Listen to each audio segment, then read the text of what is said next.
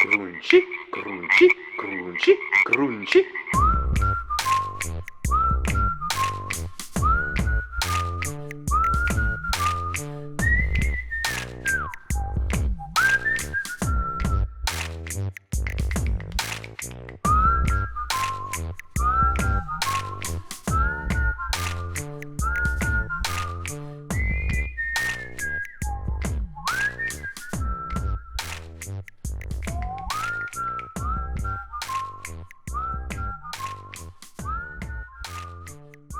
Bienvenue à l'heure du conte. Je suis Crunchy la grenouille. Rabbit que ça m'a fait plaisir d'avoir autant d'amis avec moi la semaine dernière pour l'histoire des animaux sans couleur. Bienvenue encore cette semaine dans ma forêt des histoires oubliées. J'en ai une autre très bonne pour vous.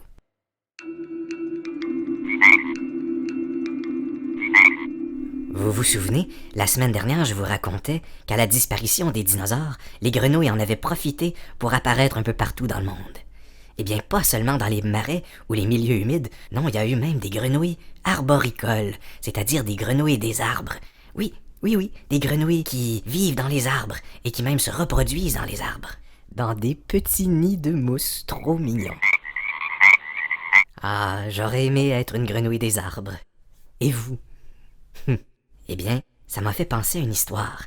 L'histoire d'un autre animal qui aime beaucoup se promener dans les arbres. Le singe. Vous êtes bien installés? Voici le singe et la chandelle. Il était une fois un singe qui s'était fait donner une chandelle par sa vieille amie, l'abeille. Cette dernière avait fait sa chandelle avec sa dernière cire qu'elle était capable de fabriquer. C'était une abeille qui avait eu une longue vie, qui avait travaillé dur, et qui s'apprêtait à prendre sa retraite de la ruche. Alors, elle a tout mis dans cette chandelle pour son grand ami le singe. C'était une superbe bougie. Et le singe était très heureux du présent. Toutefois, en retournant chez lui, le singe s'est mis à penser qu'une chandelle, il faut l'allumer. Mais il n'avait rien pour l'allumer, le singe. Il ne savait même pas comment créer du feu, de lui-même. Il s'est demandé vraiment pourquoi l'abeille, sa grande amie qui le connaissait si bien, lui avait donné ça. Il s'est mis à réfléchir, il doit y avoir une raison. Peut-être que si je réussis à allumer la chandelle, je vais comprendre, je vais m'illuminer. Ah, si j'allume la chandelle, je m'illumine, si j'allume, je m'illumine. Mais comment allumer une chandelle? Il est allé consulter un peu partout dans la forêt autour de lui, et ses voisins lui ont suggéré des tonnes de façons d'allumer la mèche. Ah, vraiment, le singe se trouvait bête de n'y avoir pas pensé avant, ça avait l'air si évident. Il s'est mis en chantier immédiatement. Premier moyen, l'éclair. Oui, il devait se rendre au milieu d'une plaine, tenir sa chandelle à bout de bras pendant une tempête électrique et attendre que la foudre vienne frapper la mèche de sa chandelle.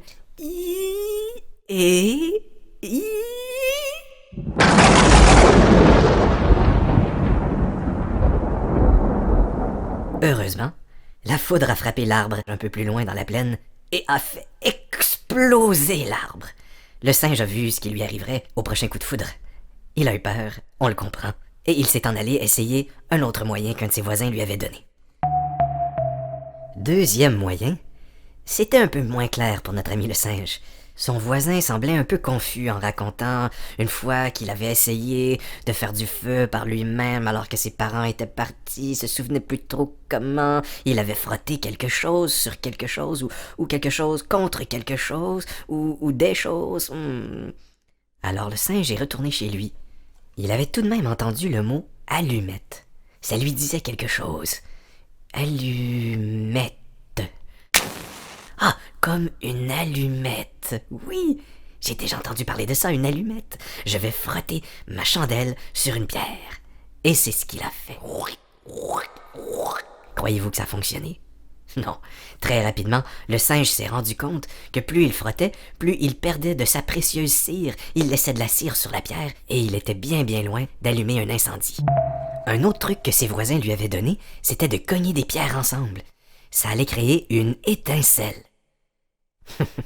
Le singe a essayé, mais pour faire ça, il faut avoir le bon type de pierre, et tout ce qu'il a trouvé comme cailloux s'est désagrégé trop rapidement dans ses mains en les cognant.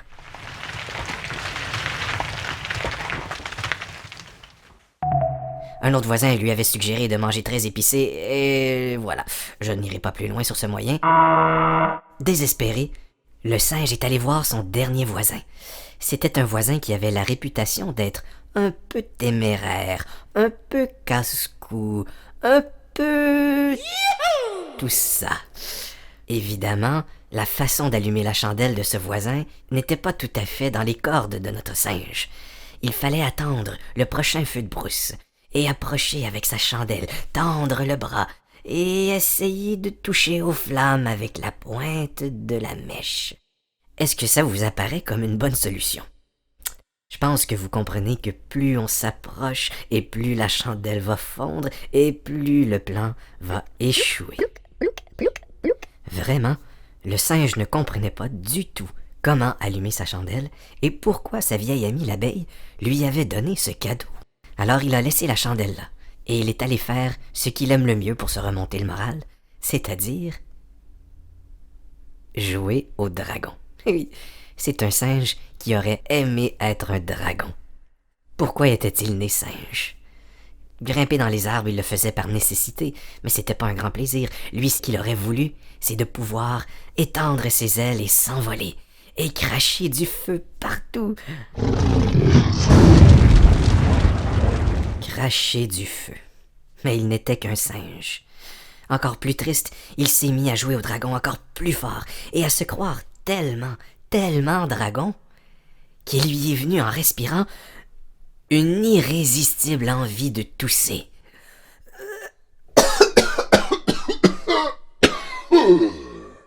À son dernier coup de toux, le singe a vu sortir de sa bouche une petite étincelle.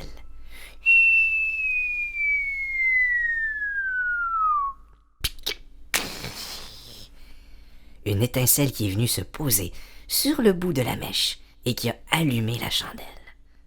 Oh! Finalement... La vieille abeille avait vu juste. Le singe avait ce qu'il fallait pour mettre le feu à la bougie. Il l'avait tout simplement allumée avec le feu de sa passion. À partir de ce jour, on peut dire qu'il lui a poussé des ailes, même si c'était pas des vraies ailes de dragon. Et tout le monde dans le voisinage s'est mis à l'appeler le dragon. Et vous? Quand vous faites ce que vous aimez le plus au monde, est-ce que vous sentez aussi en vous une espèce de chaleur qui grandit et qui devient aussi forte que le plus grand des feux de dragon? On appelle ça la raison d'être. Et vous? Quelle est votre raison d'être?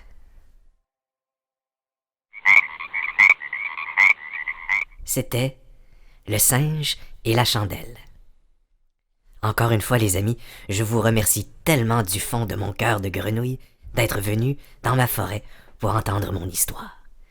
On se dit à la prochaine. Rabbit, crunchy crunchy, zapata crunchok. Crunchy crunchy, zapata crunchok. Crunchy crunchy, zapata crunchok. Crunchy crunchy, zapata